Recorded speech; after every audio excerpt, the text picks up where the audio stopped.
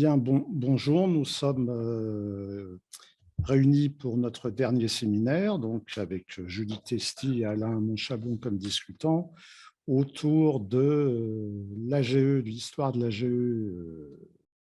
l'Association générale des étudiants de Clermont-Ferrand, membre de l'UNEF quand l'UNEF s'est constituée et que l'AGE y a adhéré, de la fin du 19e siècle à 1946, c'est-à-dire à peu près jusqu'à la charte, jusqu'au congrès de la charte de Grenoble, si j'ai bien compris. Et donc, Julie Testy, qui a eu accès, et plus qu'accès aux archives, va nous en parler. Et dans un épisode futur, nous pourrons envisager de parler de la même AGE, mais après 1946, jusqu'au plus près de nous, en passant par 1968 et les nombreuses événements et vicissitudes qui ont frappé le mouvement étudiant et le mouvement étudiant clermontois lui-même. Mais ça sera une autre histoire. Donc, je passe la parole à Julie Testy et voilà.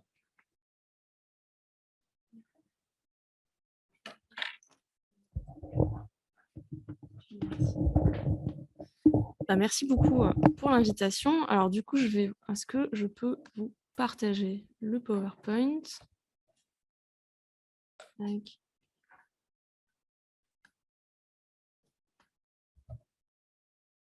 Voilà, très bien.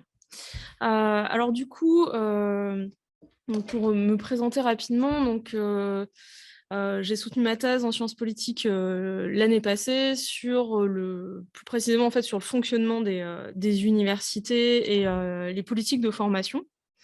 Et dans mes recherches, je m'intéresse également à la question des engagements étudiants, d'où ce travail, ces premiers résultats que je vous présente aujourd'hui sur donc l'Association générale des étudiants de Clermont-Ferrand. Alors, ce travail, il s'inscrit dans le cadre d'un contrat postdoctoral en fait, financé par Clermont Métropole, que je mène donc au sein de l'Université Clermont-Auvergne et du Centre d'histoire Espace et Culture, et donc en collaboration avec la Cité des mémoires étudiantes sur la partie archives. Donc, sur ce travail-là, en fait, il s'agit de réaliser une petite monographie en fait sur le travail sur l'histoire de cette AGE. Et aujourd'hui, donc, je vais vous présenter les premiers résultats, mais sur, on va dire, les 60 premières années, qui sont fin 1887, pardon, début 1888, jusqu'à la fin de la Seconde Guerre mondiale. Alors, la présentation un petit peu d'aujourd'hui, je vais l'articuler donc autour de 5 points. Je vais revenir brièvement sur ma méthodo. Puis, je vous propose un plan plutôt chronologique. Donc, la question des premières associations d'étudiants, hein, je dis, c'est bien effectivement au pluriel, puisque vous allez voir, il y a finalement une espèce de reconstruction permanente des associations clermontoises sur cette première partie. Puis j'aborderai plus précisément la question de l'AGE de Clermont dans l'Union nationale sur 2 décennies, 1920-1930. Je ferai un point un peu plus particulier sur la question de la montée de l'antisémitisme. Il y aura plus de questions que de réponses, malheureusement, mais ça me paraissait important de l'aborder pour terminer sur la question en fait, des facultés clermontoises et des associations étudiantes pendant la Seconde Guerre mondiale à Clermont-Ferrand. Ce qui nous amène donc à la présentation de la méthodologie. Alors, sur ce travail-là, en fait, pour comprendre un petit peu l'histoire des associations étudiantes à Clermont, il faut essayer de la rattacher effectivement à la question de l'évolution des facultés, des universités, puisqu'en fait, elles en font partie, mais également du contexte politique dans lequel elles s'inscrivent et le croisement de ces 3 perspectives, en fait, finalement, l'histoire d'une organisation, l'histoire des universités et l'histoire locale, elle a posé une première question qui est celle de l'accès aux sources. Donc du coup, je me suis principalement appuyée là, dans les résultats que je vous présente aujourd'hui sur les archives départementales du Puy-de-Dôme, notamment les fonds du rectorat et les fonds des universités. et aussi sur d'autres sources. Donc, je vais préciser un petit peu. Donc, concernant un peu le fond du rectorat, donc en fait, c'est essentiellement des courriers entre le recteur et le ministère de l'Instruction, ou entre le recteur et les doyens. Donc, ça donne un certain nombre d'éléments, à la fois sur les associations étudiantes, mais aussi sur les établissements, mais vraiment, en fait, pas vraiment du point de vue des acteurs des universités, hein, vraiment du point de vue du recteur. On est sur des courriers qui sont assez formels. Il y a assez peu de rapports qui ont été conservés. Donc voilà, je sais qu'il y a des courriers qui sont envoyés, qui sont reçus. Des fois, on ne sait pas bien ce qu'ils contiennent. Le deuxième fonds, celui des universités, donc là, on est aussi sur une documentation qui est plutôt celle des directions des établissements. C'est-à-dire, ça va être des comptes rendus de conseil, ça va être aussi des lettres des doyens entre eux auprès du recteur. Et en fait, dans ce fonds-là, les enseignants-chercheurs sont finalement totalement absents de la documentation, donc ce qui est aussi un angle mort un peu de la recherche. Ces fonds d'archives, je les ai complétés un petit peu donc, avec les journaux des associations étudiantes. Il y a quelques journaux en fait, de l'AGEC que j'ai pu consulter, qui sont à la BNF. Je reviendrai dessus. Donc plutôt sur 1930 et après sur 38-39. Et aussi une mention en fait, de Clermont-Ferrand dans le journal de l'association des étudiants de Paris. Et pour essayer quand même de contextualiser un petit peu ces histoires, je me suis aussi un peu appuyée sur des sources journalistiques. Alors là, je n'ai pas fait un traitement systématique en fait, de ces sources-là. Je me suis focalisée un peu sur une recherche par mots-clés, le but étant, quand j'avais un peu des dates qui revenaient, par exemple dans les courriers du rectorat, d'essayer de voir si la presse en parlait. Généralement non, mais ça permet quand même un peu d'obtenir quelques éléments factuels. Notamment, ça m'a permis aussi de retrouver des noms complets d'étudiants à partir de leur nom de famille, de leurs initiales, etc. Donc du coup, cette recherche que je vous présente ici, en fait, ce qui est dommage mais normal, c'est qu'il est impossible en fait de partir du point de vue des acteurs des associations étudiantes, puisque finalement leurs récits, leurs écrits n'existent pas ou plus. Donc finalement, j'ai essayé de retracer un peu leur contour à l'aide d'un faisceau d'indices qui est parfois faible. Du coup, cette première présentation, c'est aussi une volonté d'encourager des travaux plus spécifiques sur des périodes que je vais vous présenter. Et les événements que je vais évoquer, je les évoque parce que je suis en mesure de les raconter. Mais ça ne veut pas dire que ce sont les événements les plus saillants pour les acteurs impliqués, et peut-être que des recherches ultérieures montreront en fait, l'aspect assez anecdotique de certains événements ou conflits que je vais vous présenter.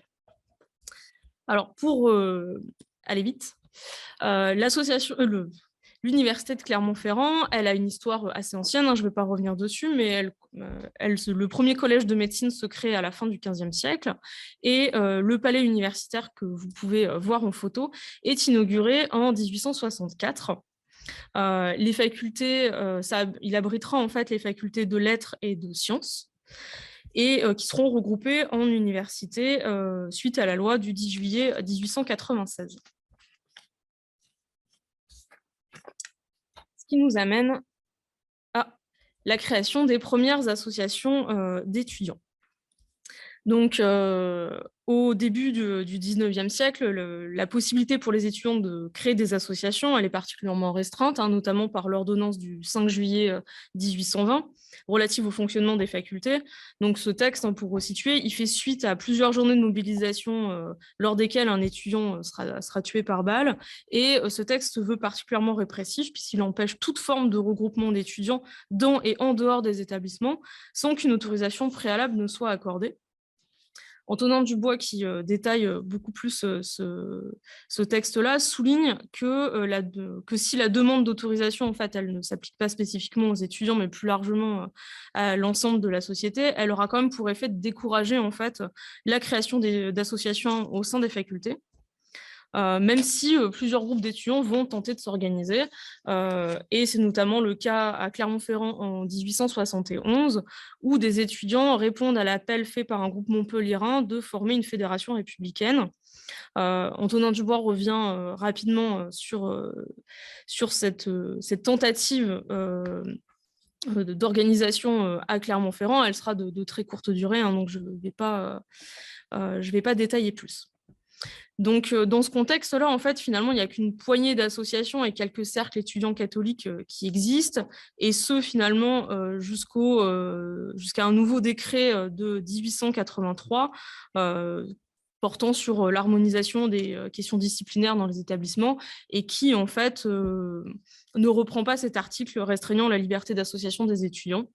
Donc, finalement, les associations étudiantes émergent un peu au début de la Troisième République, et on voit en fait un certain nombre d'associations qui émergent donc aux alentours de 1887, 1888, comme c'est le cas à Clermont-Ferrand. Donc, la première association clermontoise, elle n'est pas le fait des étudiants, mais elle est impulsée par la tutelle, notamment l'inspecteur d'académie qui, se rendant à l'université, en fait, vante aux étudiants de lettres les avantages que peut procurer la création d'une association, enfin d'une société amicale. Et ce conseil est également réitéré par leurs enseignants. Mais les étudiants sont relativement frileux, en fait, face à cette demande qu'on leur fait, puisque finalement, ce qui leur pose souci et ce qui posera souci aux associations futures, c'est la faiblesse en fait, numérique des étudiants à Clermont-Ferrand sur cette période. En effet, en 1888, on dénombre seulement 47 étudiants en sciences, 20 en lettres et 55 à l'école de médecine. Ce qui, effectivement, fait pas bien lourd. Donc, pour régler un petit peu partiellement le problème, en fait, les fondateurs de la première association vont essayer d'étendre la possibilité d'adhérer non seulement donc, aux étudiants de sciences, lettres, médecine et pharmacie, mais aussi à toute personne souhaitant se présenter à de nouveaux examens, histoire voilà, d'essayer d'un peu d'étoffer leur association. Un premier bureau en fait se monte à la rentrée de l'année, donc on est sur l'année universitaire 1887-1888, donc à la rentrée de janvier, une première réunion se tient, notamment impulsée par deux étudiants, Antoine Hirondelle et Paul Pinochet. Et ce qui est intéressant là vis-à-vis de ces deux étudiants, c'est qu'ils sont tous les deux boursiers. Et à ce moment-là, ce statut de boursier, ça a une importance un peu pour comprendre, puisque ces bourses en fait voient le jour sous la Troisième République pour répondre aux problèmes d'accès aux études et surtout à la faiblesse du nombre d'étudiants dans les facultés. Mais elles sont relativement rares, voire très rares, puisque si je prends en compte les travaux de Jean-François Condette, qu'il a travaillé donc à partir des registres des archives nationales. Pour les facultés clermontoises, on compte pour l'année 1893 une seule bourse de licence pour les sciences et une seule pour les lettres. Et en 1904, il en compte une seule pour les sciences, rien pour les lettres. Donc du coup, c'est vraiment un statut quand même particulier, c'est boursier. Et finalement, ça montre aussi que la participation à la création d'une association étudiante n'est absolument pas une activité susceptible d'être considérée comme subversive par les autorités universitaires, bien au contraire.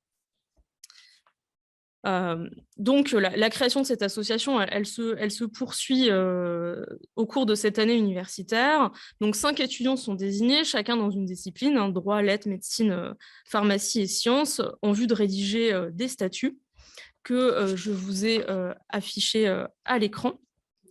Donc, je précise évidemment que les femmes ne sont pas admises dans les locaux de l'association, donc je fais l'hypothèse qu'elles n'étaient pas admises tout court à adhérer, même si ce point n'est pas explicité dans le règlement. Donc, cette association, elle est complètement organisée donc, au printemps 1888. Ils acquièrent un local, en fait, dans une des zones, on va dire, commerçantes de la ville, la place de Jaude, qui, pour ceux qui connaissent Clermont-Ferrand, est un peu la place principale. Donc, ils obtiennent un local dans l'entresol d'un café. Malheureusement, son devenir est relativement sombre puisque dès les mois qui suivent, en fait, le café qui les héberge fait faillite. Et les membres de l'association ont beaucoup de mal à mobiliser les étudiants. Et sur les bureaux que j'ai réussi à reconstituer, on voit en fait qu'une partie des noms des membres du conseil d'administration change rapidement entre janvier et mars 1888 et de manière régulière dans les mois qui suivent. Et même en fait au moment du dépôt officiel des statuts, toutes les disciplines ne sont plus représentées puisqu'il n'y a plus de délégués en droit. Donc ça permet un petit peu on peut se douter en fait d'une forte instabilité, instabilité qui va perdurer, hein, puisque Antoine Hirondelle, donc le fondateur, écrit une lettre au recteur en novembre 89, lui expliquant qu'il a mis en sécurité les livres et les meubles de l'association des étudiants au siège de l'académie, puisqu'ils sont contraints de quitter leur local et que lui, étant nommé comme professeur dans une école normale, ne peut plus assurer la présidence de l'association.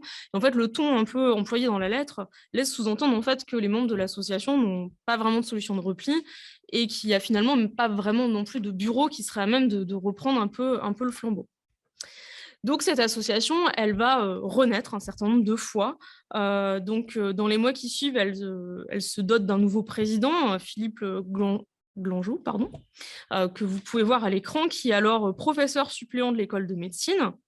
Mais il va aussi quitter Clermont-Ferrand rapidement, puisqu'il obtiendra une bourse d'agrégation au Muséum d'histoire naturelle de Paris, même si ça reste un personnage, on va dire, important de l'histoire de la recherche sur le Massif central, puisqu'il reviendra comme maître de conférence à Clermont et il obtiendra une chaire de géologie et de minéralogie en 1906. Donc, il y a assez peu d'informations sur les activités mises en œuvre par l'association de Clermont. On peut quand même affirmer qu'elle s'intègre dès les premières années dans le réseau d'autres associations. Pour preuve, en 1890, un article du journal L'Université de Paris, qui était le journal de l'Association des étudiants de Paris, évoque en fait le passage d'une délégation d'une douzaine d'étudiants à Clermont-Ferrand. Donc voilà, ils viennent rencontrer les membres du cercle étudiant, visiter les locaux, faire la fête aussi beaucoup, boire des verres et chanter des chansons paillardes. Du coup, la description qui est faite par les étudiants de Paris, en fait, elle laisse supposer que l'association se porte bien.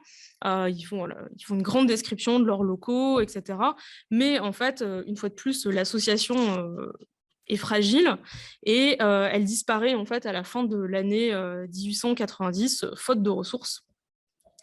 Effectivement, au bout de ces 2 années d'existence, le nombre de membres a drastiquement chuté et l'association accumule des dettes, notamment des dettes de loyer. Donc, lors de sa dissolution, en fait, ils sont contraints de vendre les meubles, mais aussi les livres qui leur avaient été donnés en fait, par le ministère. Elle renaît, encore une fois, en 1892. Donc, cette nouvelle association des étudiants de l'Académie de Clermont et des Amis de l'Université, elle est un petit peu différente que la précédente, puisque les membres du bureau ne sont pas élus par une assemblée, mais en fait, ce sont les 3 étudiants les plus âgés, respectivement des lettres, sciences et médecine, qui assurent la direction de l'organisation. Cette association, elle prévoit l'édition d'un bulletin mensuel.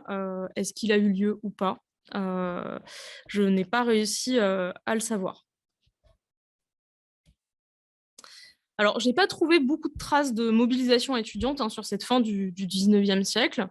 Certainement qu'il y en a peu. Néanmoins, je voudrais revenir un petit peu sur l'affaire Muget en 1893. Alors, en fait, cette histoire commence à Paris. Suite en fait à une représentation théâtrale du bal de l'école des beaux-arts de Paris qui sera jugée immorale. Les étudiants descendent dans la rue et manifestent contre cette décision. Et en fait, Antoine Muget, qui n'était pas étudiant mais employé de commerce, est tué par la police dans le quartier latin. Donc, suite à ces événements tragiques, la mobilisation parisienne prend de l'ampleur, les étudiants descendent de nouveau dans la rue, mais cette fois-ci pour demander la démission du préfet de police. Et donc, il y a un certain nombre de discussions entre la préfecture, la mairie, la famille d'Antoine Muget, et ils décident, en fait, pour calmer le jeu, entre guillemets, de rapatrier sa dépouille à Clermont-Ferrand, dont il est originaire, pour les obsèques. Cette décision, elle fait pas retomber particulièrement l'attention à Paris, et les étudiants de Paris envoient une dépêche à leurs camarades clermontois, les invitant à s'unir à leur manifestation, ce qu'ils feront. Et donc, à l'arrivée du corps d'Antoine Muget à la gare de Clermont, il y a quand même environ 5000 personnes de présentes. Sur le quai, on retrouve le préfet du Puy-de-Dôme, le maire de Clermont, mais aussi des membres du conseil municipal clermontois et parisien. Et d'après les journaux, une délégation comprenant presque tous les étudiants de Clermont sont présents à l'arrivée du train. Donc un étudiant de médecine porte une grosse couronne de fleurs sans qu'il soit possible de savoir s'il était membre ou pas de l'association des étudiants. Et d'autres étudiants portent une couronne envoyée par les étudiants de Paris. Donc, suite aux obsèques, où il y aura quand même un certain nombre de discours très critiques en fait, vis-à-vis de la police, les étudiants organisent un monum, hein, donc une manifestation dans les rues de la ville, demandant eux aussi la démission du préfet de police parisien. Donc, cet événement, effectivement, il peut s'avérer à bien des égards relativement anecdotique. Je pense qu'il permet quand même de percevoir en fait, les liens et des formes de solidarité entre étudiants, dans le sens où finalement le statut d'étudiant fait sens. Et on voit qu'il y a quand même un certain nombre de relations entre, pour le coup, Paris et Clermont, mais certainement entre d'autres villes. Quelques années plus tard, il y a également l'affaire Dreyfus. Alors là, j'ai vraiment eu du mal à trouver des informations sur son impact dans le milieu étudiant. Plusieurs journaux locaux évoquent des manifestations étudiantes antisémites à Clermont, qui comprendrait entre 100 et 150 étudiants, et de l'autre côté, des manifestations de soutien à Dreyfus et à Zola qui comptabiliseraient quant à elles une dizaine d'étudiants. Donc, il s'est bien passé quelque chose. Néanmoins, l'absence de documentation dans les fonds du rectorat ou de l'université, elle ne permet pas d'inscrire ces manifestations dans le contexte universitaire clermontois. Est-ce que ces jeunes gens désignés comme étudiants par les journaux le sont réellement ou pas? Le mystère demeure. Donc bon, cette instabilité des associations étudiantes clermontoises, elle va perdurer au fil des années. Une association sera recréée en 1901. Une association sera également recréée en 1908. Mais on voit quand même qu'il y a des choses qui s'organisent et des traditions qui perdurent, notamment les fêtes de la Saint-Nicolas, donc début décembre, où traditionnellement, avant 1900, mais aussi dans les années qui suivent, est organisé des bals, des concerts de charité, ainsi que des monums étudiants à Clermont-Ferrand. Donc là, on en retrouve vraiment la trace tous les ans dans la presse. Donc les étudiants organisaient effectivement des quêtes en faveur des œuvres, et voilà, des chars décorés, des cavalcades, etc. Donc, on voit bien qu'il y a quand même une vie étudiante qui perdure. Néanmoins, voilà, les facultés clermontoises restent de petite envergure. En 1700, pour l'année 1907-1908, l'association des étudiants déclare 80 membres, ce qui n'est quand même pas rien, puisque, alors je n'ai pas les chiffres pour cette année-là, mais en 1910, on comptabilise uniquement 129 étudiants pour les sciences et 100 pour les lettres. Donc, c'est quand même pas si mal. Et en 1913, ce nombre d'étudiants sur Clermont-Ferrand va monter à quasiment 300, mais avec uniquement 38 femmes.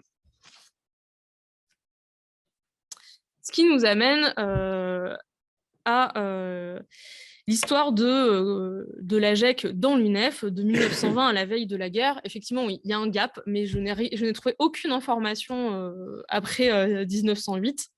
Donc, est-ce que l'association elle a tenu le coup jusqu'à la Première Guerre mondiale?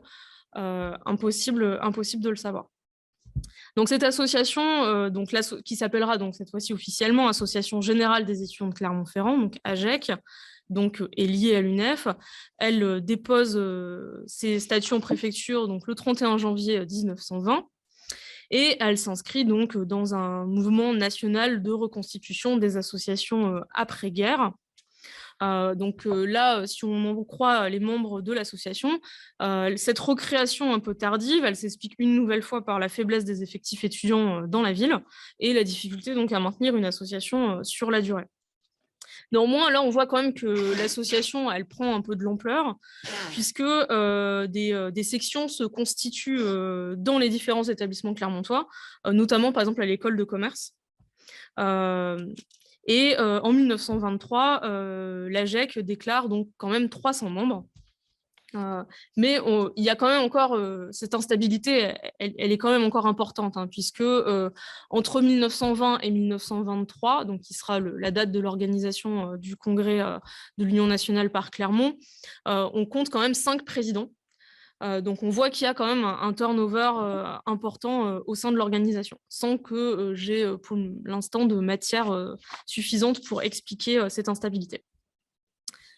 Donc, ce qui nous amène donc à trois sous-parties, hein. Je vais donc d'abord vous parler de l'organisation du congrès en 1923, puis je rentrerai plus spécifiquement dans la structuration de l'AGEC, et enfin, je détaillerai une mobilisation en 1935 sur la question de l'augmentation des frais d'inscription.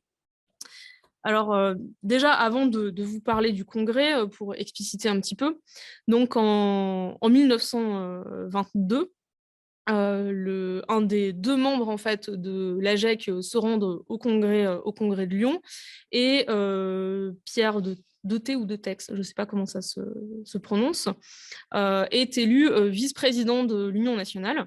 Donc, c'est le premier Clermontois à monter au bureau national. Et donc, s'en suivra donc l'organisation du congrès à Clermont l'année suivante. Et traditionnellement, le président de l'AGE, organisatrice du congrès, devient président de l'Union nationale l'année suivante. Donc, Pierre de Thé montera en tant que président de l'UN pour l'année 1923-1924.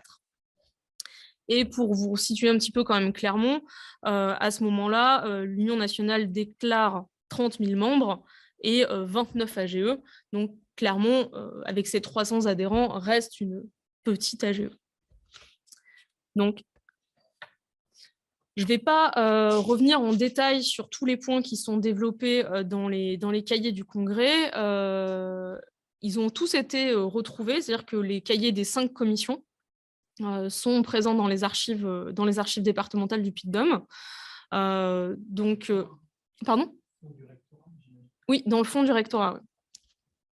Oui. Donc, on a ces cahiers dans les archives, mais aussi une partie des cahiers du congrès de Lyon de l'année d'avant.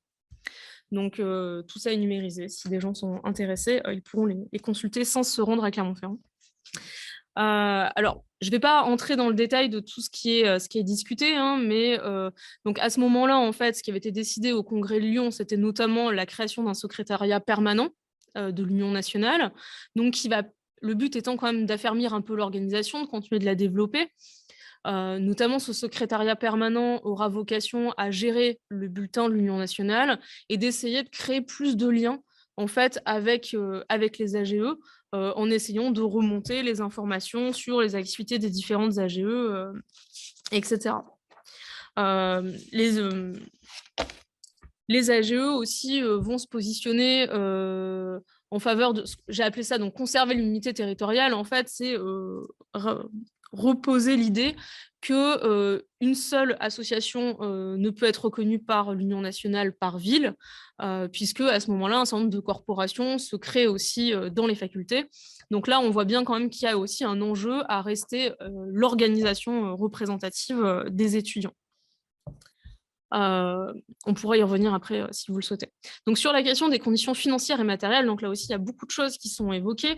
Il y a la question des prêts d'honneur, donc qui se développent en fait à partir de l'année d'avant. Donc là, les étudiants sont assez vigilants au fait en fait que les prêts d'honneur ne remplacent pas les bourses.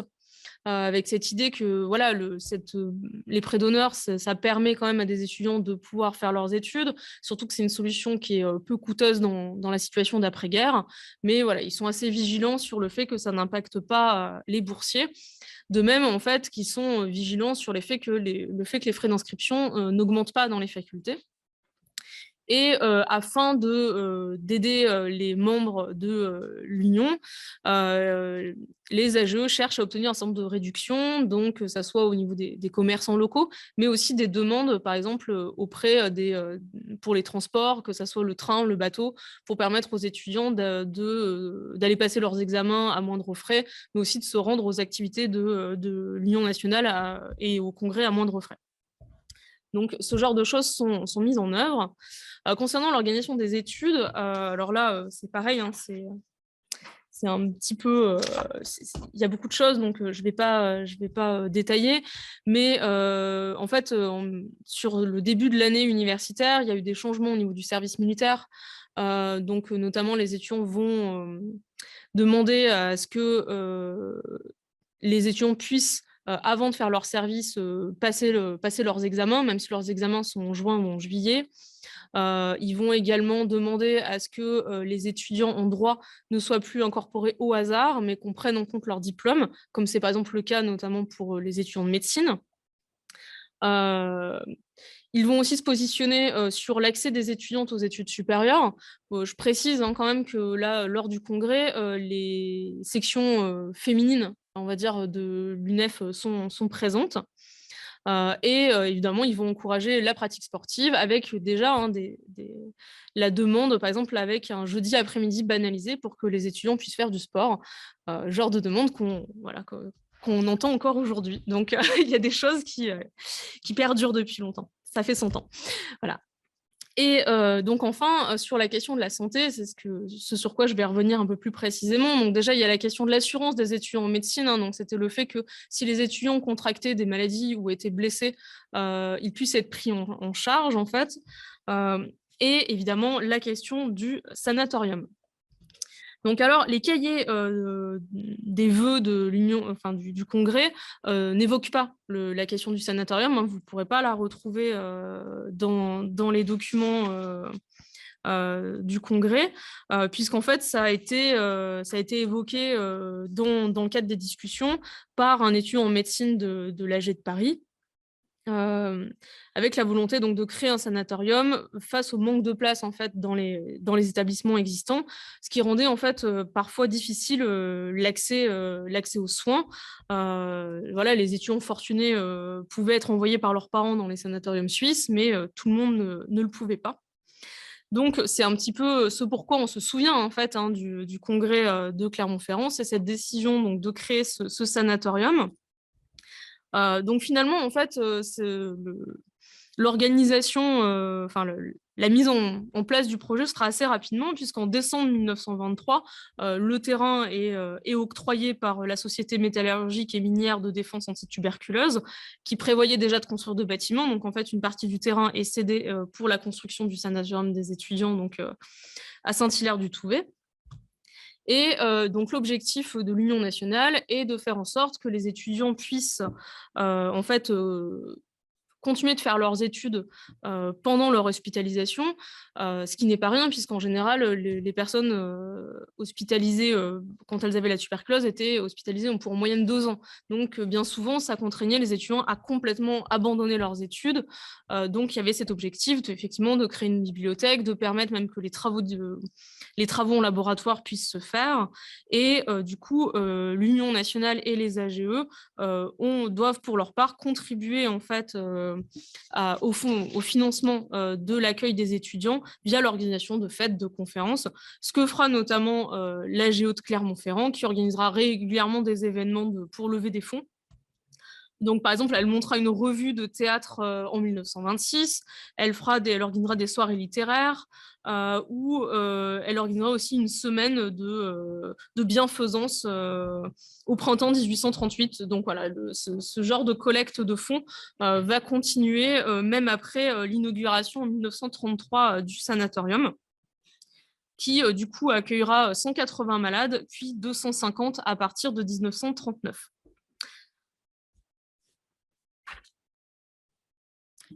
Ce qui nous amène maintenant à la question de la structuration de l'AGEC.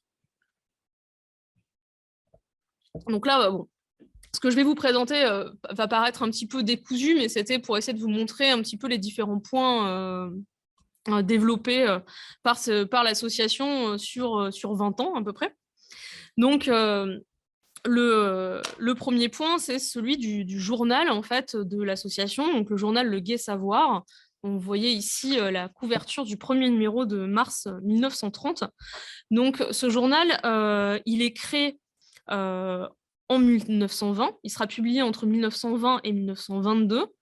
Puis, il semble avoir disparu et réapparaîtra en 1930. De nouveau, il semble avoir disparu et il sera publié de janvier 1938 à l'été 1939.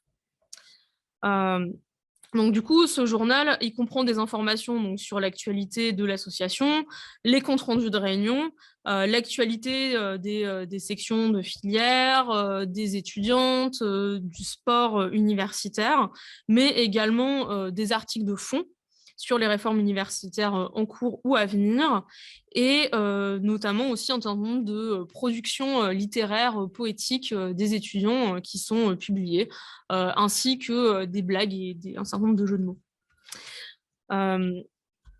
Donc, en fait, la rupture entre 1930 et 1938, alors elle semblerait s'expliquer par le coût en fait, de réalisation et d'impression du journal. Ce qui explique un petit peu pourquoi il est paru de manière assez sporadique.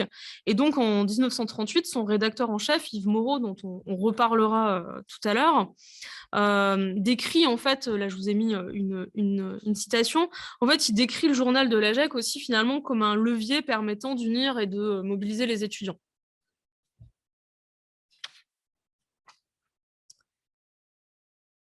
On revient un petit peu en arrière. Je vais vous présenter donc le Clermont Université Club, le CUC, donc qui est créé en 1921 et qui en fait finalement prend assez rapidement, puisque pour l'année 1929-1930, il déclare 120 membres actifs, dont tout un tas de disciplines, le rugby, le basket, l'escrime, l'athlétisme, le tennis ou encore la piscine. Donc là, ça se développe assez vite. J'ai pas trouvé de photos à vous montrer, désolée. Donc on voit que donc ce club sportif prend assez vite de l'ampleur. En 1932, une section ski est créée et elle organise la même année en fait les championnats de France universitaires de ski au Mont d'Or, donc dans le Puy-de-Dôme, pas très loin, à 1 heure de Clermont. Et pour la petite anecdote, le président de l'AGEC en 1938, dont Georges Boudet, remportera le championnat universitaire de ski de fond en 1935 et il participera également aux Jeux mondiaux universitaires. Et donc, par contre, cette section sportive, elle reste quand même assez fragile, hein, parce qu'on voit au fil des années, il y a quand même un certain nombre d'équipes qui disparaissent. Mais dans les dernières données que j'ai pu trouver, en 1938, une section canoë-camping est créée afin de rassembler les activités de plein air. Voilà. Ce qui nous amène, en sautant un peu du coq à l'âne, à la fête de la Saint-Nicolas. Je vous en ai un petit peu parlé tout à l'heure. Alors, je reviens un peu dessus pour montrer que bon, cette tradition, elle est quand même bien ancrée à Clermont-Ferrand. J'ai envie de dire pour le meilleur, mais aussi pour le pire, puisque en 1929, le journal de l'AGEC publie un article invitant les étudiants à venir assister au procès en fait, de 60 étudiants qui sont accusés de violation de domicile. En l'espèce, ils ont envahi le lycée de jeunes filles. Donc voilà. Donc ces incidents se reproduiront l'année suivante, en 1930, où 32 étudiants sont accusés de violation de domicile, bris de clôture, violence, tapage nocturne et injurieux, donc au lycée Jeanne d'Arc, hein, donc le lycée de jeunes filles, mais aussi au foyer Notre-Dame et à l'école primaire supérieure de jeunes filles.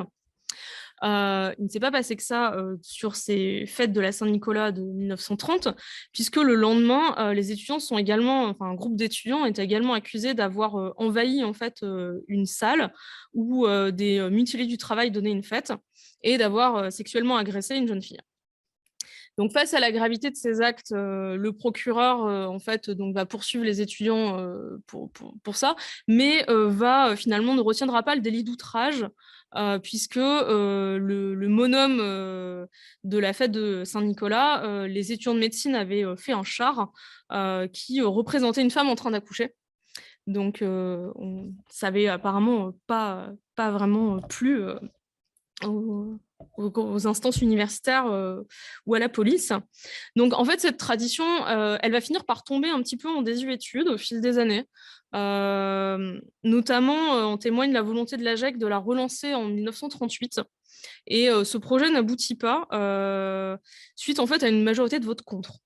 Et il y a néanmoins la volonté de relancer à nouveau le projet en 1939 et je suppose en fait que la Saint-Nicolas ayant lieu en décembre, qu'elle n'a pas pu avoir lieu suite au début de la guerre. Ce qui nous amène donc à la question des étudiantes au sein de l'AGEC. Alors, une section étudiante, enfin réservée aux étudiantes, est créée en 1923. Donc, ce n'est pas une association distincte de l'AGEC, hein, c'est une section comme une amicale, en fait. Et donc, elles ont leur propre bureau, elles obtiennent un local qu'elles conservent à l'université, qu'elles conserveront de longues années. Et donc, c'est une section qui a l'air d'être assez dynamique, puisque en 1930, elle déclare quand même 80 adhésions. Mais voilà, c'est assez difficile d'avoir des éléments sur ce qu'elles font. Apparemment, elles ont organisé un certain nombre d'événements culturels ou festifs. Malheureusement, assez peu d'infos, j'ai pu retrouver assez peu d'informations là-dessus. Pour autant, je pense que si donc voilà, cette création d'une association en 1923, ça ne veut pas dire qu'il n'y en a pas eu avant. Puisque si on compare à la première association des étudiantes de Paris, celle-ci, elle voit le jour en 1901. On a aussi la création d'une association des étudiantes à Lyon en 1912. Donc voilà, est-ce qu'il y a eu des associations d'étudiantes à Clermont avant 1923? Possible, mais je n'ai pas retrouvé leurs traces. Ce qui nous amène enfin à la question de la maison des étudiants et de la cité universitaire. Donc en fait, je l'ai déjà évoqué, hein, c'est-à-dire que la question des locaux, c'est vraiment une question épineuse pour les étudiants. Et en 1920, en fait, l'AGEC a à nouveau en fait, un local en ville, tout proche du premier local de 1888. Donc en fait, on voit que c'est quand même quelque chose d'assez précaire, hein, il y a un loyer à payer, etc. Et l'AGEC, en fait, demande la construction d'une maison des étudiants. Et c'est aussi, en fait, de manière plus générale, un projet qui est porté lors du congrès de 1923, hein, de demander la création de maisons de l'étudiant pour accueillir les associations et les activités étudiantes. Et donc, en fait, à Clermont, même si la mairie, l'université semblent appuyer la construction de maisons de l'étudiant depuis un certain nombre d'années, elle ne voit pas le jour. Et en fait, le ton se durcit un peu à l'hiver 1923. Puisque dans la soirée du 7 décembre, une centaine d'étudiants fait irruption dans le jardin du doyen de la fac de lettres, en poussant des cris, des insultes. Ils traitent le doyen de cochon. Et ils finissent par partir. Donc, un certain comité de l'association, on verra dès le lendemain un communiqué à la presse afin d'expliquer leur action. Pour eux, en fait, le doyen se montrerait hostile à l'obtention d'une salle par l'association dans les locaux de la faculté. Et dans le même temps, un autre groupe d'étudiants publie également par voie de presse un communiqué pour se désolidariser de la manifestation. Bref, le conflit s'envenime un petit peu puisque, en fait, le doyen, dans une lettre au recteur, en fait, pour lui, en fait, la racine du conflit, elle vient d'une lettre envoyée par le président de l'AGEC au conseil de l'université, où le doyen lui aurait répondu que, en gros, c'était pas des manières, que c'était un petit peu déplacé d'oser envoyer un courrier au conseil de l'université, et que ce type d'attitude risquait de lui aliéner les bonnes volontés des enseignants et du rectorat. Donc, on voit un peu ici que si la recréation de l'association étudiante en 1920, elle est encouragée hein, par des membres de l'institution universitaire, finalement, les étudiants se construisent assez rapidement une forme d'indépendance, hein, d'autonomie, puisqu'ils n'hésitent pas finalement à entrer en conflit. Donc bon, ça ne signera pas la fin des discussions entre l'AGEC et le rectorat, mais toujours pas de maison de l'étudiant.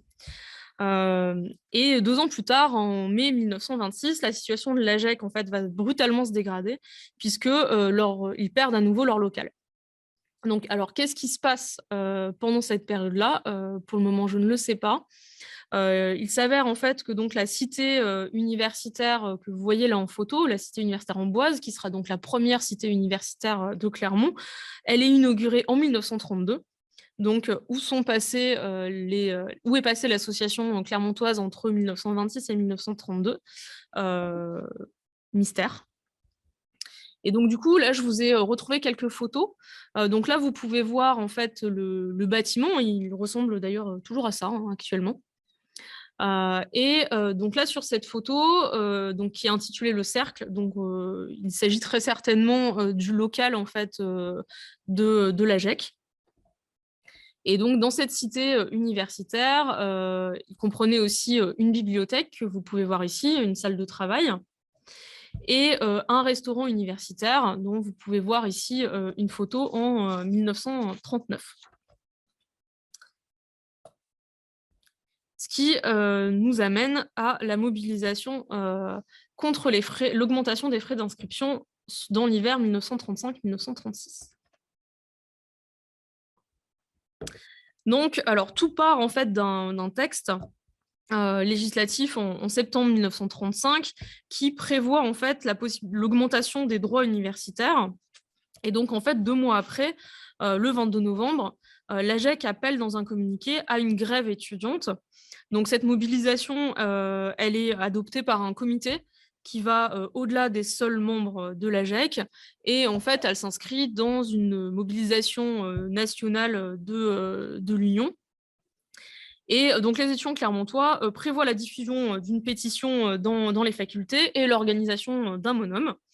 Ainsi, le 25 novembre, les élèves du lycée de garçons décident quasiment tous de faire grève avec l'aide des étudiants. Et les étudiants en fait, devront faire face à des sanctions disciplinaires suite à la mobilisation des lycéens. L'accès aux facultés leur est interdit, hein, les facultés sont fermées. Et les étudiants décident de se réunir en fait, sur les terrains vagues à proximité des nouvelles facultés.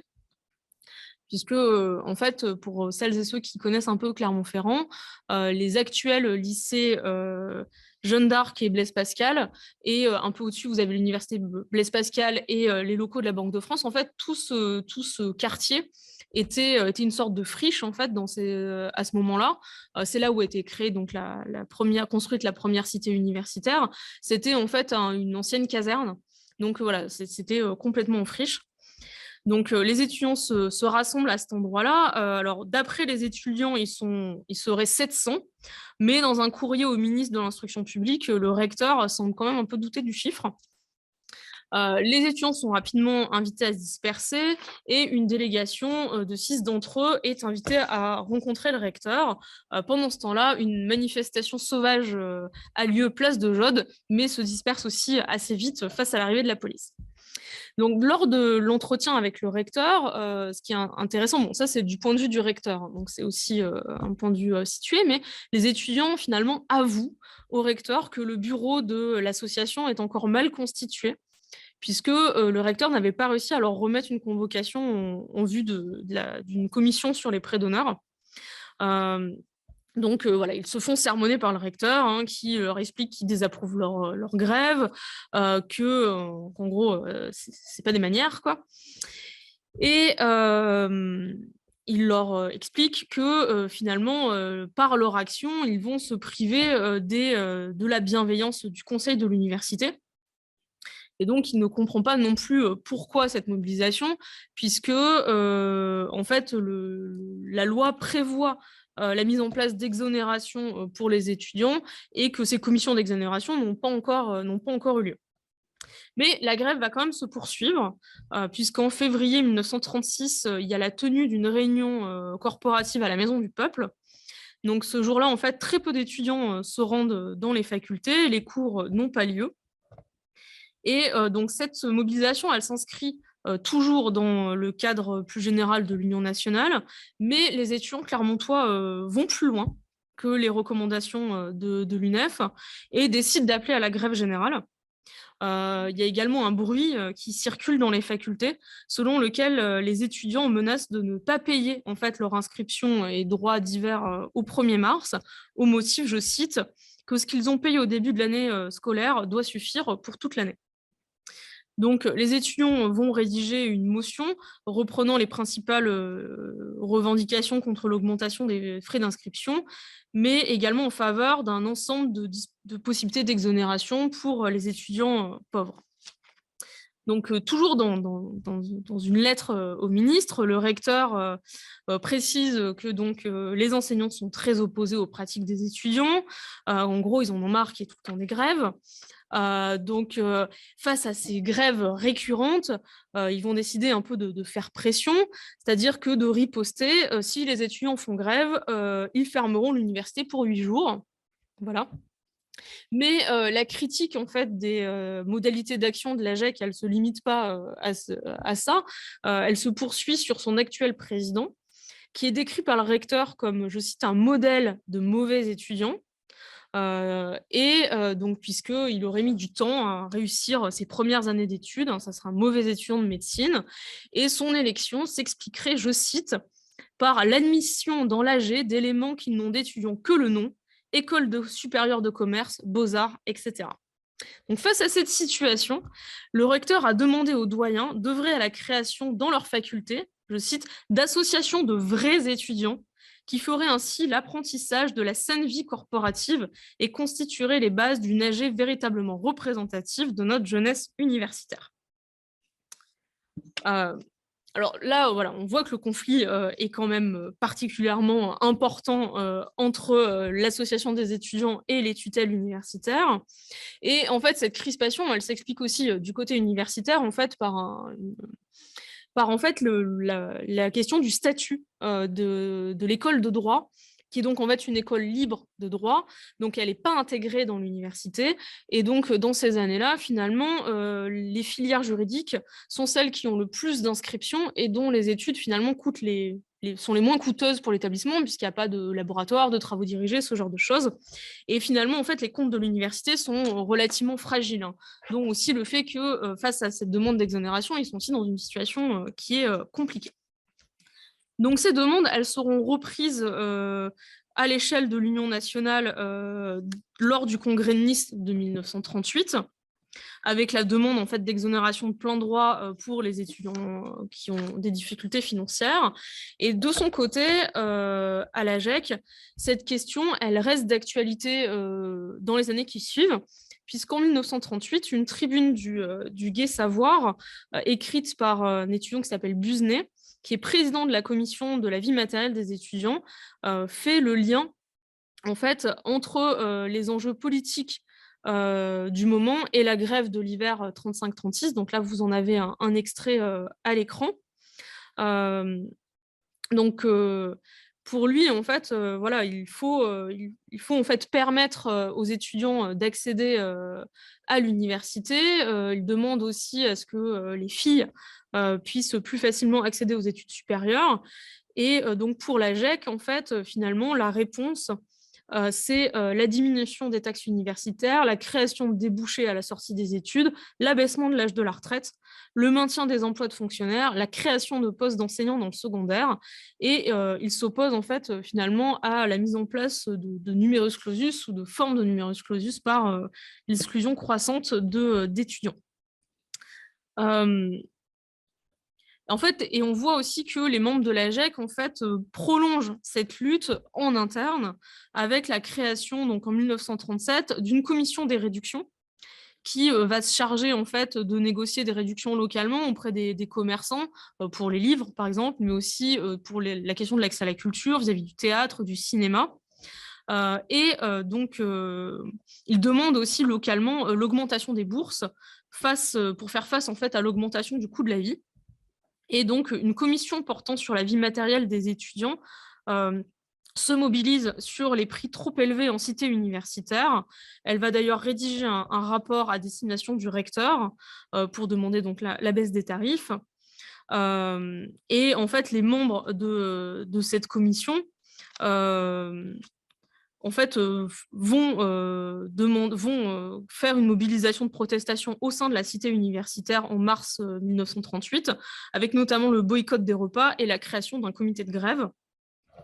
Alors, il semble néanmoins que ces actions elles soient pas portées uniquement par la GEC, hein, puisque dans les comptes rendus de l'association, il lui est reproché de ne pas tenir compte de l'avis des étudiants de la cité universitaire dans la conduite de la mobilisation.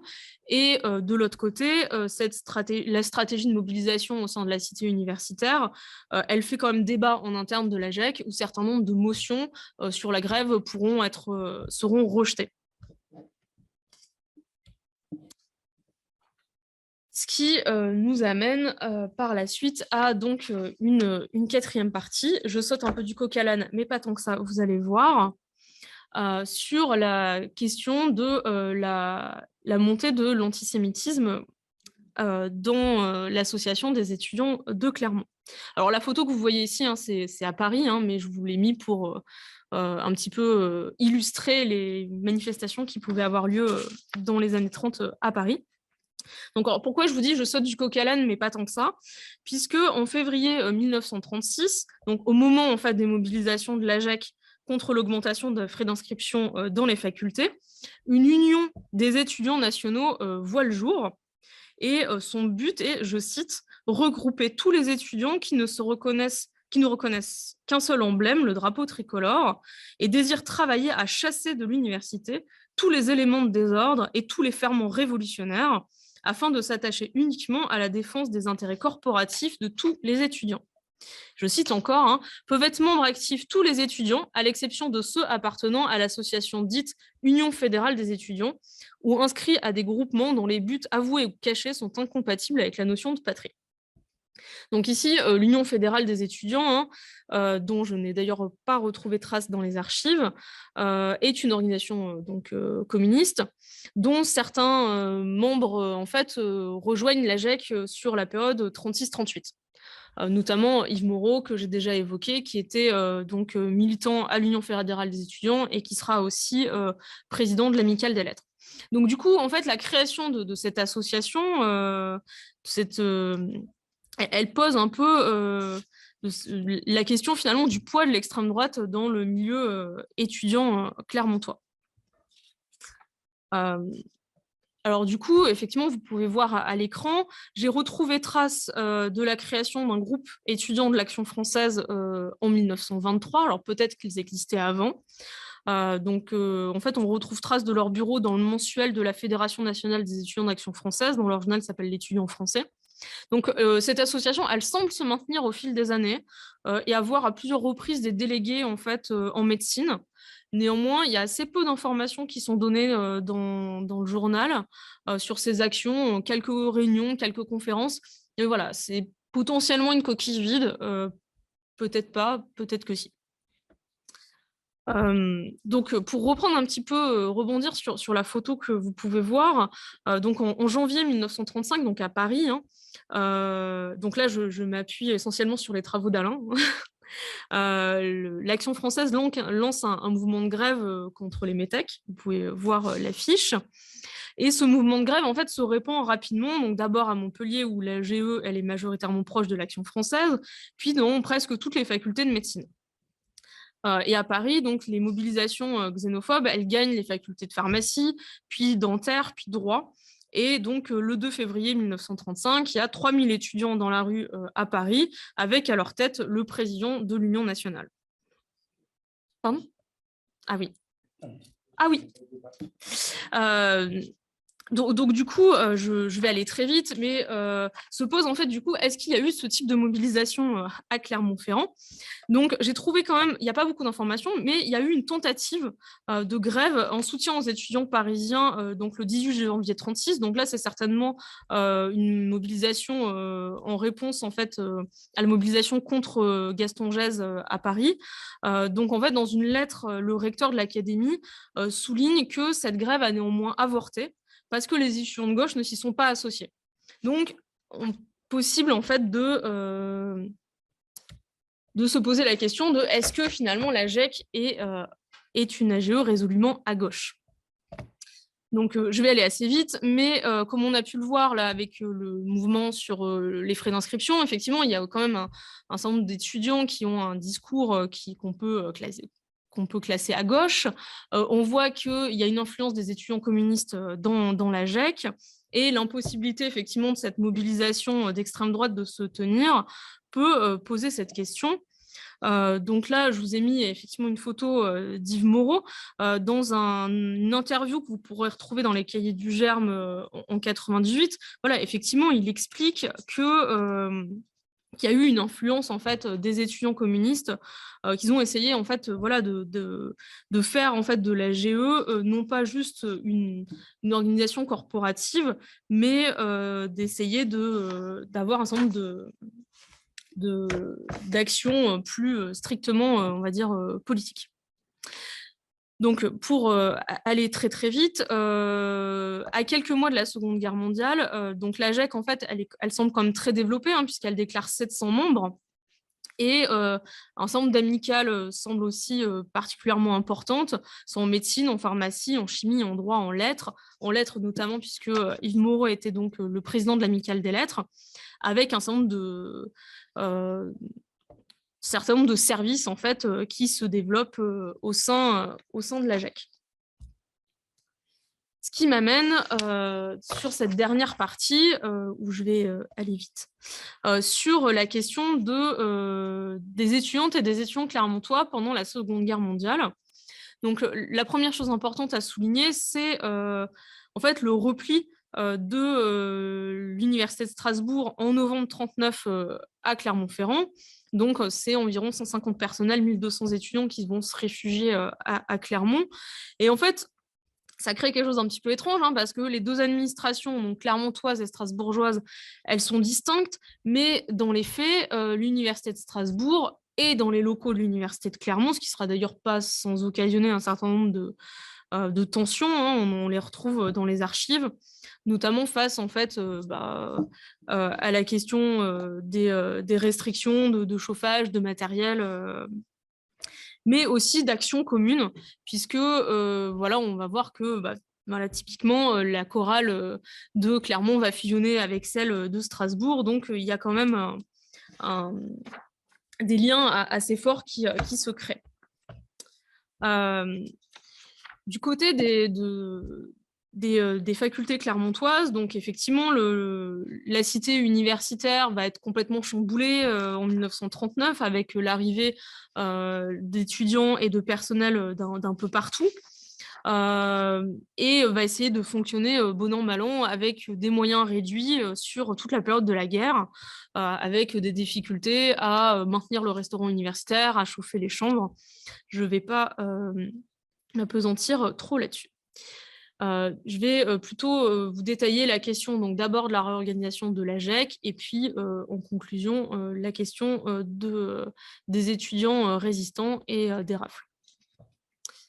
Donc du coup, la GEC pendant la guerre, alors la première chose qu'on peut souligner, c'est que la GEC accueille le bureau de l'Union nationale à la cité universitaire dans ses locaux, hein, notamment avec Jean David, qui va cumuler donc les rôles de président, secrétaire général et trésorier en s'installant à Clermont-Ferrand. Malheureusement, j'ai trouvé aucune donnée dans les archives sur les liens entre ces deux associations. Se pose aussi la question de où était l'association des étudiants de Strasbourg, quels étaient réellement les liens en dehors de, comme je l'ai souligné, hein, la question de la chorale, est-ce qu'il y avait des actions communes ou pas, difficile de savoir. J'ai néanmoins pu trouver un rapport du Comité supérieur des œuvres sociales en faveur des étudiants pour la période 39-40 qui développe un petit peu l'état de la GEC pendant la guerre. Alors, c'est difficile un peu de se faire une idée puisque, en gros, pour vous synthétiser, la GEC, elle est dépeinte comme étant complètement à l'abandon ou presque quand les étudiants hommes sont mobilisés.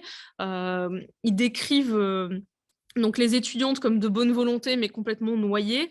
Et donc au retour d'un des membres masculins, quand il revient en permission, il retrouve l'AGE complètement à l'abandon et les étudiantes complètement dépassées. Donc, est-ce que cette histoire est vraie ou est-ce qu'elle est quand même très teintée de sexisme? Difficile de savoir puisque les sources ne sont pas nombreuses. Néanmoins, ce qu'on peut dire, c'est que quand même, l'AGE, elle se restructure assez rapidement, en fait. Même si en 1939, elle ne compte plus que 290 membres, on voit que l'année suivante, elle en compte 450. Donc, on est loin des 700 d'avant-guerre, hein, mais bon, elle se reconstitue. Elle relance un certain nombre d'activités de soutien aux étudiants, notamment pour les aider à trouver des logements en ville, pour les aider à trouver des petits boulots, pour aussi, elle leur met aussi à disposition le local pour qu'ils puissent travailler dans un local chauffé l'hiver. Donc voilà, on a ce genre de... Voilà. On est de retour. Bon. Nous excuser pour cette interruption du programme. Alors du coup, je reprends. Oui, alors en fait, ce qui est intéressant de voir, c'est que en fait, l'AGEC en fait va embaucher une secrétaire afin d'assurer la permanence du bureau pendant la période de la guerre. Et ce qui lui permettra notamment de gérer tout ce qui est envoi de courrier, livres, colis aux étudiants mobilisés. Cette action sera financée par exemple par l'organisation d'une pièce de théâtre ou de soirées, de thé, etc. Une partie des amicales semble aussi avoir continué d'exister pendant toute la période, notamment l'amicale des lettres, hein, qui semble avoir été la plus active, mais c'est aussi la seule dont j'ai retrouvé un rapport d'activité. Donc en fait, elle est, même pendant la guerre, assez débordante d'activités, hein, puisque je vais vous les énumérer quand même. Elle met en place un service de renseignement sur les études. Elle envoie 60 colis à des étudiants mobilisés. Elle met en place un service de dactylographie des cours. Elle constitue une bibliothèque de travail, elle centralise les offres et les demandes de leçons particulières, elle organise des conférences, elle crée, en fait, les étudiantes créent un ouvroir pour confectionner en fait des vêtements en laine pour le bénéfice de la Croix-Rouge. Et ils organisent aussi un arbre de Noël pour les enfants réfugiés d'un centre d'accueil, ainsi qu'une collecte de livres scolaires. Donc on voit quand même qu'il se passe beaucoup de choses. De manière plus spécifique sur les étudiants prisonniers, il y a un certain nombre d'actions qui sont menées que ce soit au niveau du rectorat, ou etc. Au niveau de l'Union nationale est décidé lors du congrès de Lyon la création en fait, d'un centre d'aide aux étudiants prisonniers, dont le siège social sera à Lyon, ça sera donc géré par Jean David, qui se fixe donc comme objectif d'envoyer au moins un colis par mois aux étudiants. Localement, à Clermont, les étudiants clermontois et strasbourgeois créent un comité d'activité commune, lequel est chargé d'organiser des manifestations au profit des prisonniers et de participer à l'œuvre du Secours national. Donc, l'AGEC, elle organisera des thés musicaux donc, en faveur du Secours national, en présence des doyens, du recteur, etc. Et par exemple, en novembre 40, ce sont 200 étudiants de l'AGEC qui vendent des portraits du maréchal Pétain afin de financer les colis. De son côté, les amicales ont aussi leurs propres actions, hein, toujours l'amicale des lettres. Elle va monter un groupe de théâtre avec le soutien d'un enseignant, donc au profit des étudiants emprisonnés pour leur envoyer des livres. Donc on voit bien qu'il voilà, y a une multitude d'actions, mais c'est assez difficile toujours d'avoir des informations, il reste assez peu d'écrits. Ce qui nous amène quasiment pour conclure, sur quand même la période de la résistance. Alors, je ne vais pas entrer ici dans le détail, hein, mais puisqu'en fait, les liens entre l'AGEC et les groupes de résistants sont parfois minces, même si pour un bon nombre d'entre eux, ils étaient adhérents de l'AGEC, puisque c'était aussi une façon de se donner une forme de respectabilité, d'être un bon étudiant. Alors là, la photo que vous pouvez voir, c'est le groupe Les Gergoviotes. Donc en fait, l'Université de Strasbourg s'était vu octroyer un chalet sur le plateau de Gergovie, hein, sur les hauteurs de Clermont, où ils menaient des fouilles archéologiques, ils organisaient aussi des soirées entre eux, et c'est vite devenu en fait un haut lieu de la résistance clermontoise, où sont passés un certain nombre de groupes de résistants. Donc, je ne vais pas entrer ici dans le détail. On a aussi à Clermont-Ferrand le groupe Combat étudiant. Donc, alors les sources sont pas toujours excessivement claires sur la chronologie, mais donc, il est monté notamment par l'intermédiaire d'une étudiante de la faculté de Strasbourg, mademoiselle Normanda, et il diffuse en fait des tracts et de la presse clandestine, notamment avec l'aide de Jean-Paul Cauchy, qui est étudiant en lettres, et André Lévy, qui lui est étudiant en droit. Jean-Claude Cauchy, c'est aussi lui, donc avec Combat étudiant, qui organisera un certain nombre d'attentats contre les locaux d'organisations collaborationnistes et sur Clermont. Il mettra aussi le feu à des journaux nazis. Et en fait, il réussira à entrer dans la direction d'un des mouvements vichistes, la jeunesse de France et d'outre-mer, pour y semer le trouble. Et c'est donc toujours Combat. En mars 1942, Combat donc, se manifeste à Clermont-Ferrand par la destruction en fait, d'un magasin place de Jaude. Le poseur de bombes, donc Teddy Pia, qui est donc étudiant en histoire. Donc on voit qu'il y a un certain nombre d'étudiants qui se sont illustrés. Et donc pour revenir à Jean-Claude Cauchy, donc il était donc responsable universitaire du mouvement Combat. Et en fait, il commettra malencontreusement l'erreur de remplacer un des responsables par un étudiant, Georges Mathieu, qui est tristement connu pour avoir collaboré et participé activement à une des plus grandes rafles de l'université de Clermont. Donc, les rafles et la déportation. Ah non, avant ça, pardon, excusez-moi. Je suis passée un peu vite sur l'action des militants en cité universitaire, puisque Yves Moreau était aussi, membre de la résistance. Et il a été d'ailleurs recherché à Clermont-Ferrand.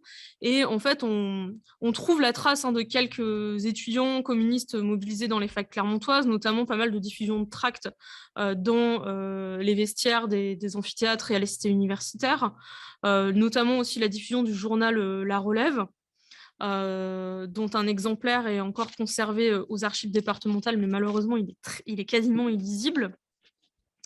Donc en fait, il y a un nombre d'étudiants qui passeront par Clermont, par l'UEC, qui était aussi présent à la cité universitaire et proche des amicales. Je peux citer par exemple Yvon Dijon, mais aussi Marc Lefort, Nicole Joubert, Colette Cellier. Je ne vais pas avoir le temps d'y revenir.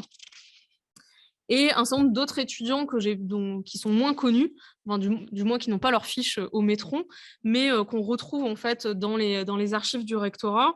C'est notamment, par exemple, Jacques Cabane et Emmanuel Bulls, qui seront condamnés en mai 1942 pour des diffusions de tracts gaullistes. Donc, eux, uniquement quelques mois de prison avec sursis et quelques mois d'exclusion de l'université. Mais d'autres étudiants seront jugés en 1943, par exemple Émile Garchel, qui sera condamné à 20 ans de travaux forcés, et Paul Veil, qui sera condamné aussi à 5 ans de travaux forcés, suite à la distribution du journal Franc-Tireur. Et ils sont aussi soupçonnés d'avoir participé à un attentat à Vichy, à l'explosif. Donc, ce qui nous amène, ce coup-ci, pour de bon, à la question des rafles en fait, à Clermont-Ferrand. Donc, il y a eu un certain nombre de rafles à Clermont. Je ne vais pas revenir sur toutes.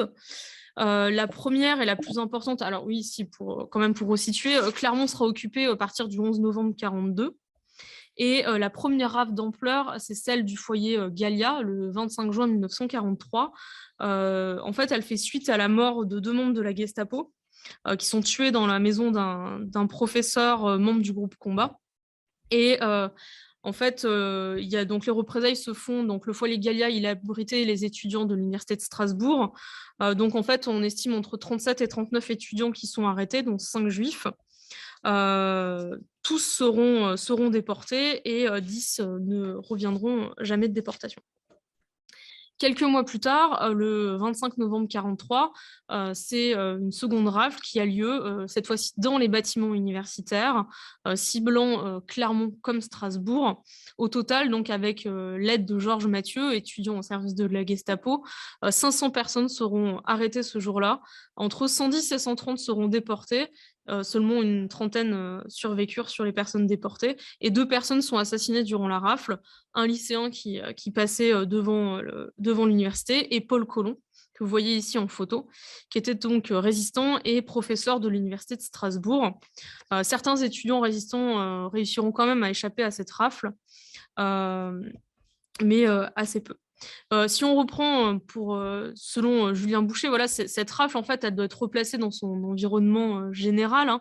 Elle permet un peu de mesurer ce que signifiait en fait Clermont sous l'occupation, parce que l'objectif ici, c'était vraiment de porter un coup dur à la résistance en attaquant directement l'université en son cœur. Mais ces arrestations, elles vont se poursuivre, hein, notamment en décembre 1943, où la Gestapo va arrêter un certain nombre d'étudiants, notamment dans la rue, pareil, au mois de mars qui suit, en 1944, on estime qu'il y a entre 37 et 47 étudiants qui seront arrêtés, notamment aussi des étudiants du Cercle Saint-Louis, donc des étudiants catholiques. Donc là, à ce moment-là, même les étudiants en fait n'osent plus se rendre en cours, puisqu'il y a des arrestations arbitraires dans la rue entre chez eux et l'université. Donc ces arrestations, elles vont durer jusqu'à la libération de Clermont, hein, donc en août 1944. Donc pour conclure là-dessus, en fait, à la sortie de la guerre, la GEC existe toujours, plusieurs amicales existent toujours. Et la refondation de la GEC, elle va néanmoins commencer plus sérieusement à partir de 1946, puisque elle apparaît quand même comme apparemment relativement démantelée. C'est ça qui est un petit peu, voilà, c'est un peu l'inconnu. Elle existe toujours, mais elle est démantelée. Qu'est-ce qu'il reste? Il apparaît que ces archives ont disparu. Il n'y a plus d'écrits. Et donc, en fait, elle va se relancer progressivement en 1946, avec notamment l'obtention de, cette fois-ci, de la fameuse maison de l'étudiant qui avait été demandée depuis longtemps. Donc, une maison qui leur sera octroyée à proximité des facultés, et elle relancera un journal en 1948. Voilà. Je vous remercie. Bon, merci beaucoup. Et donc, il nous reste peu de temps pour échanger. C'est-à-dire qu'on a grosso modo une vingtaine de minutes pour être dehors à 17h. Voilà, donc Alain Monchablon qui va discuter. Oui. Une remarque sans rapport direct avec ton exposé. Le film Le chagrin et la pitié, Harris et Sédoui se passe à Clermont-Ferrand, et il explique pesamment qu'il ne s'est rien passé à Clermont-Ferrand, ce qui est assez extraordinaire, pendant l'occupation, veux-je dire, ce qui est assez extraordinaire au regard des informations que toi tu apportes et que tu n'as pas découvertes qu'on savait, mais que, bon, voilà. Limite du témoignage et du film de témoignage. Y compris d'ailleurs le fait que le jeune cagneux Claude Lanzmann est à ce moment-là à Clermont-Ferrand. Il en parle dans ses mémoires, et il parle justement d'activités résistantes menées. Alors, ce n'est ni l'université de Clermont ni celle de Strasbourg, c'est la cagne du lycée Pascal, j'imagine, etc. Et donc, il y a des choses qui ont échappé au radar de Harris et Sédoui. Pour en venir à ton travail, bah, écoute, on a une vue sur un premier demi-siècle, et on apprend plein de choses sur cet AG. Juste l'impression que ça me donne, c'est que c'est une histoire à secousses dans les 20-30 premières années, et puis qu'ensuite, passé 1920, les choses, les 20 autres années, au contraire, s'organisent, s'amplifient. Il y a de l'installation. c'est pas tout à fait la même histoire. Maintenant, le fait que les premières années soient des années à éclipse, à secousse, etc., ce n'est pas très étonnant. D'autres âgés à la même époque connaissent aussi des difficultés. Et il y a une sorte de, apparemment à Clermont comme ailleurs, de discrétion sur l'affaire Dreyfus. Le choix du silence pour ne pas diviser, enfin, le choix du silence, y compris dans l'évocation après coup, pour jeter un voile sur ce passé non glorieux. Bon, première remarque.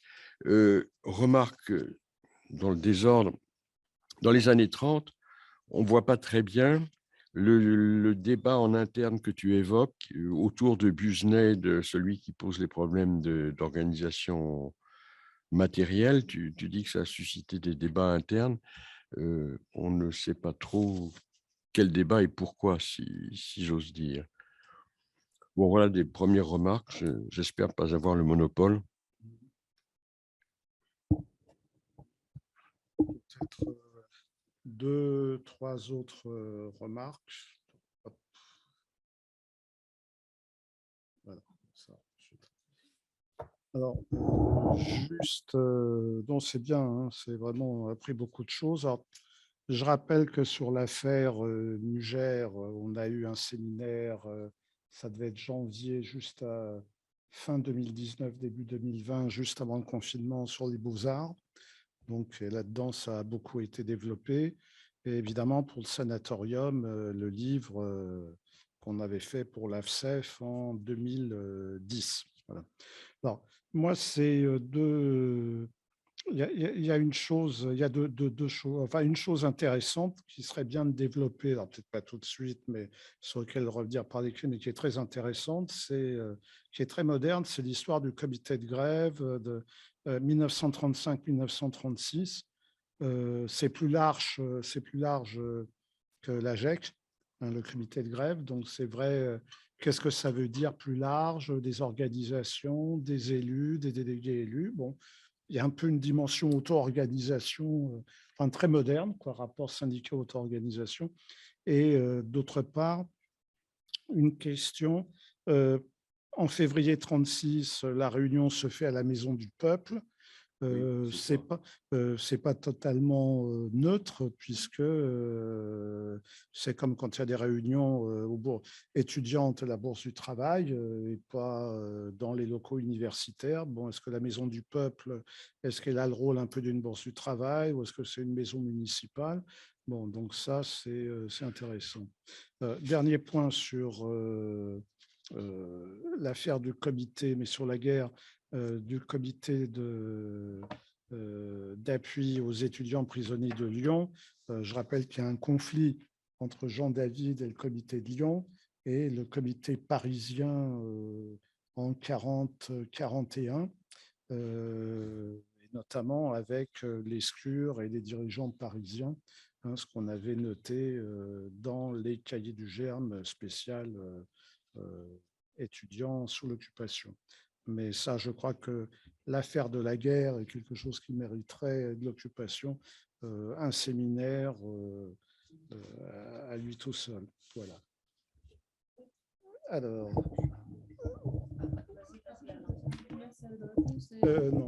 Non, parce qu'on n'aura pas le temps. Tu voulais dire quelque chose, Alain? Oui, deux remarques. La première, l'affaire Mugère, ce qui m'étonne, c'est le recteur, le préfet et toute sa bande accueillant le cadavre en gare de Clermont, parce qu'à Paris, ce que les autorités essaient de faire, c'est d'étouffer l'affaire, de faire le moins de bruit possible.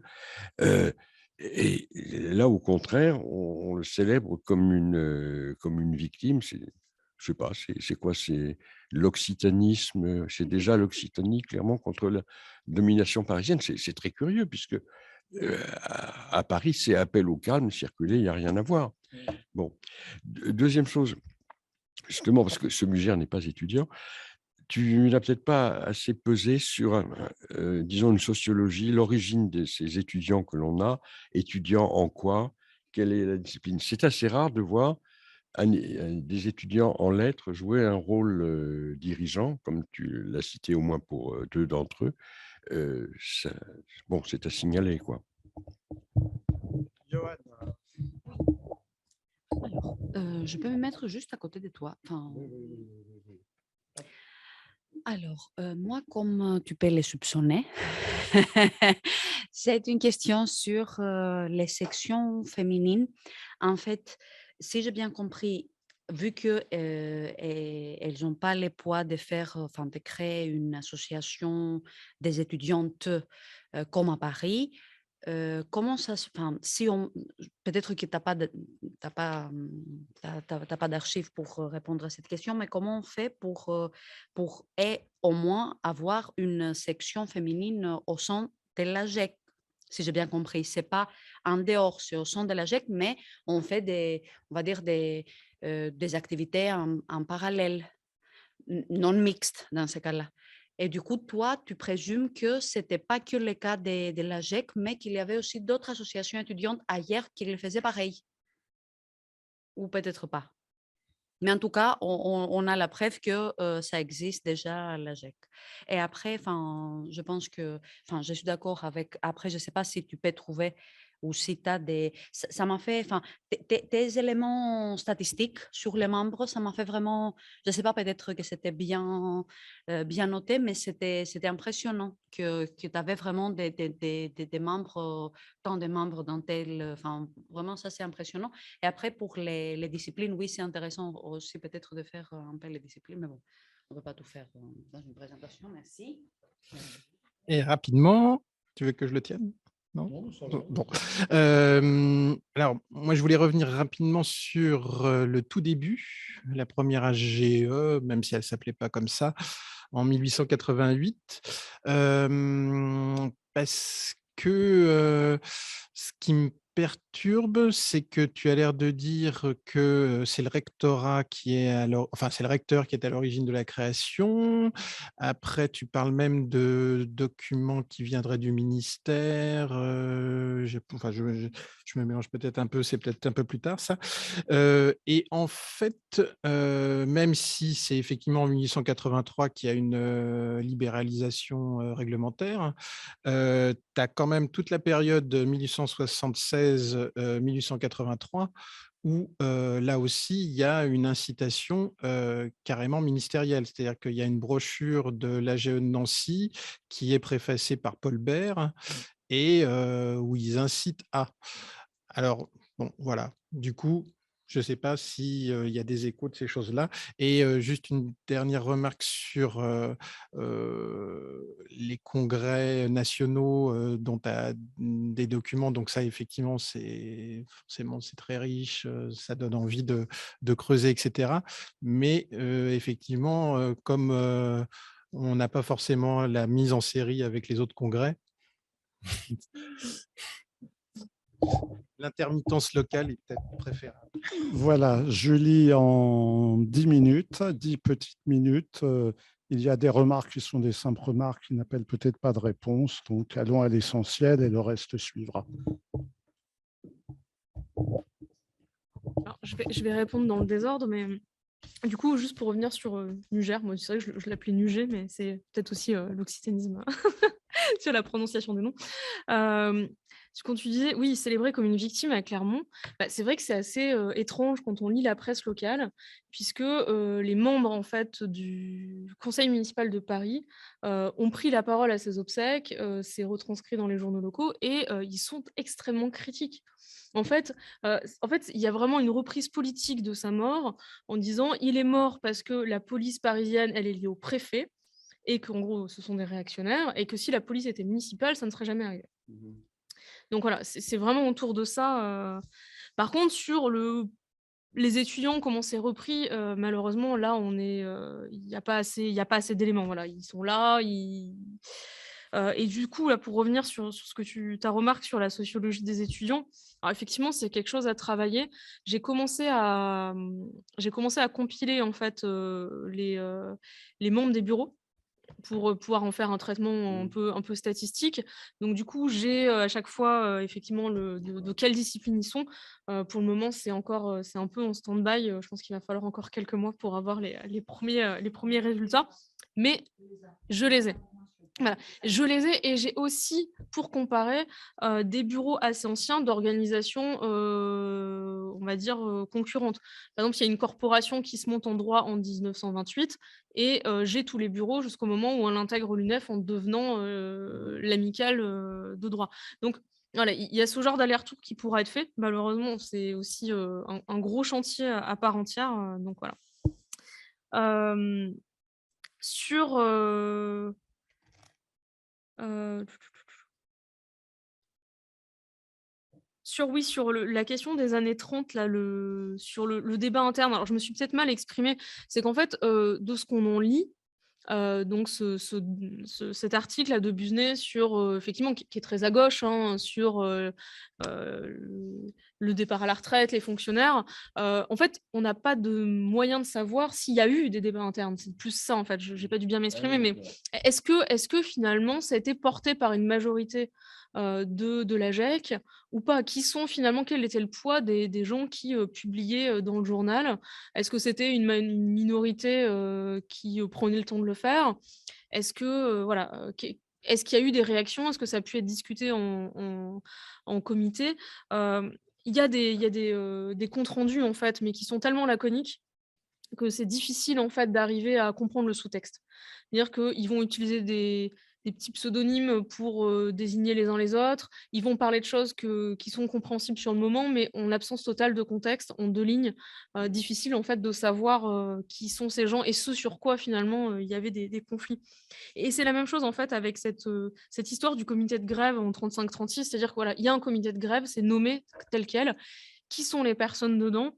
Bonne question. Moi, mon hypothèse, c'est de dire que c'est effectivement les militants communistes qui, vu que certains sont déjà en fait, dans la GEC, sont certainement à la CTU, sont certainement dans ce comité de grève et en fait un peu ont soit la double casquette, soit sont juste côté communiste et pas, encore intégrés dans l'UNEF. Mais difficile de le savoir. C'est vrai que par exemple, Yves Moreau, il propose un certain nombre de motions, sur, la conduite à tenir avec la grève en CTU. Un certain nombre sont rejetées. Mais est-ce qu'elles sont rejetées parce que c'est lui tout seul qui les propose? Est-ce qu'elles sont rejetées parce que c'est une question vraiment aussi d'ancrage politique, de la GEC?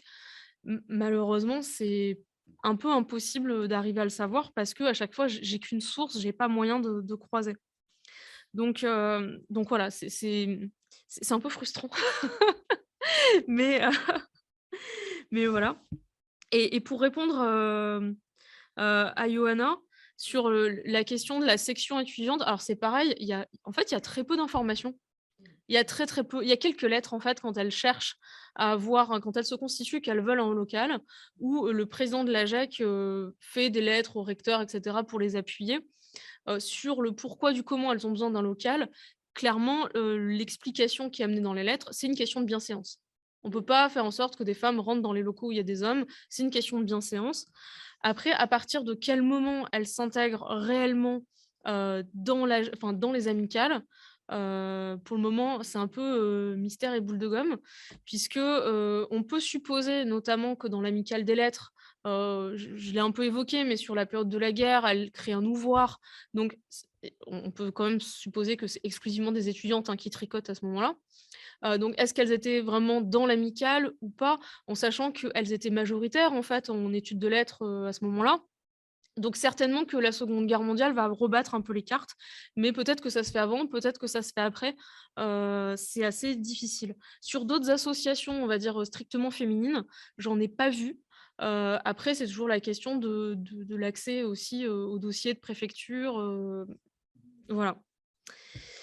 Et enfin pour répondre à Jean-Philippe, sur, cette première association 1888, alors ce qui est compliqué, c'est que, dans les courriers entre le recteur et le ministère et de manière assez régulière, hein, le ministre demande au recteur: «Est-ce que vous avez des associations étudiantes?» Non, il n'y en a jamais eu. Et pas et c'est ça en 1888, c'est ça en 1893, c'est ça donc à chaque fois finalement, il y a pas vraiment d'histoire de ces associations. Les recteurs qui se succèdent n'ont pas forcément l'air de savoir s'il y a des associations, si elles sont pérennes, s'il y en a eu avant. Donc, est-ce qu'il y a eu des choses avant? Peut-être. En tout cas, j'en ai pas trouvé la moindre trace. les documents en fait, toute cette période-là, de 1888 jusqu'aux années 30, c'est une petite pochette en fait dans les documents du rectorat. Tout est mélangé, c'est des documents manuscrits qui sont parfois excessivement illisibles. Et voilà, il n'y a rien d'antérieur, il n'y a rien de postérieur, et il n'y a pas d'autres dossiers qui pourraient s'apparenter à des questions d'associations étudiantes ou du moins de. Donc voilà, je botte un peu en touche parce que j'ai pas réussi à remonter plus loin. Et comme le fait, voilà, il y a vraiment des gros trous, hein. C'est vrai qu'entre 1908 et 1920, il se passe nécessairement des choses, lesquelles? Par exemple, un truc tout bête, hein, c'est que pour le moment, je vais voir avec la BNF ce qu'il est possible de faire, mais les journaux entre 1920 et 1922 ne sont plus accessibles. Et dans les documents de 1930, les étudiants disent que voilà, ils en ont retrouvé 2, mais après, voilà, l'histoire se perd aussi très, très vite. C'est-à-dire que les archives en local ne sont pas conservées, donc on ne retrouve pas non plus de généalogie des mobilisations, de ce qui aurait pu être fait dans les documents. Donc, il faut voir quoi, que là, cette partie-là, elle est vraiment pas écrite avec beaucoup d'archives, en fait, hein. Il y a assez peu de données. Y compris le recteur que tu dis être à l'origine de la création de l'association, répond au ministre, non, il n'y a pas d'association. Alors, en fait, je vais te reprendre le détail parce que en fait, il y a un premier, c'est un inspecteur d'académie, c'est ça, qui en 1887 va proposer en fait, demande effectivement d'aller constituer une association. Sauf que si je dis pas de bêtises, ce monsieur meurt et est remplacé dans les mois qui suivent par un autre recteur. Et après, c'est vrai qu'effectivement, même le suivi des recteurs est assez difficile à faire, puisqu'en fait, moi, souvent les carbones côté rectorat. Donc, en fait, j'ai pas les signatures. Des fois, j'ai même les brouillons, certainement du secrétariat. Donc, difficile de savoir, mais en tout cas, effectivement, il y a des demandes régulières du ministère pour savoir s'il y a des associations étudiantes, et à plusieurs reprises, la réponse, c'est non. Donc, certainement qu'elles disparaissent. Quand elles disparaissent, je pense qu'elles disparaissent pour de vrai. Enfin, pour de vrai. Vous voyez, c'est pas.